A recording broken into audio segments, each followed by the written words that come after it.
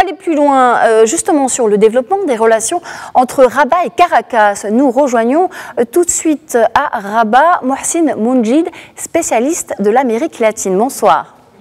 Bonsoir. Alors, quel message faut-il comprendre de cet entretien entre Nasser Bourita et Juan Guaidó? Oui, pour moi, il s'agit de deux messages importants. Le premier en relation avec la situation au Venezuela, ce qui justifie le fait que Juan Guaidó cherche plus d'appui au niveau international, et cela en se dirigeant vers les pays démocratiques du monde entier, dont le Maroc est connu par son ouverture et sa modération. Le deuxième message à tirer de cet appel est que l'opposition et les élites politiques au Venezuela sont bien conscients que les choix de politique étrangère faits par Hugo Chavez et son successeur Nicolás Maduro n'ont pas permis au Venezuela d'avoir de pays amis, mais au contraire, il a enfoncé son isolement idéologique daté de la guerre froide, alors que le Maroc et le Venezuela peuvent établir de bonnes relations bilatérales et renforcer leurs liens d'amitié et de coopération, et bien sûr dans le cadre du respect mutuel. Alors, vous parlez de politique étrangère, Mohsin Mounjid.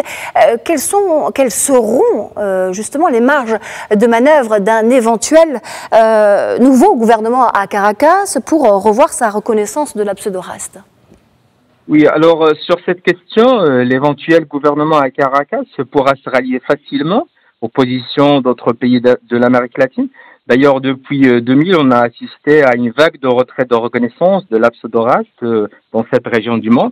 Le Maroc a d'ailleurs pu asseoir un véritable dialogue politique avec les pays de l'Amérique latine et on a constaté une réelle volonté de part et d'autre de développer la coopération bilatérale.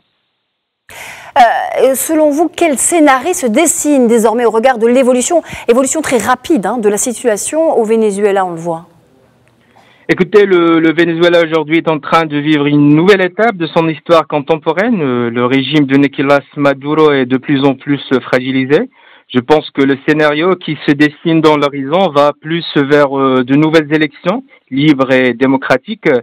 Le peuple vénézuélien a beaucoup souffert. Il a maintenant le droit de se prononcer sur son avenir.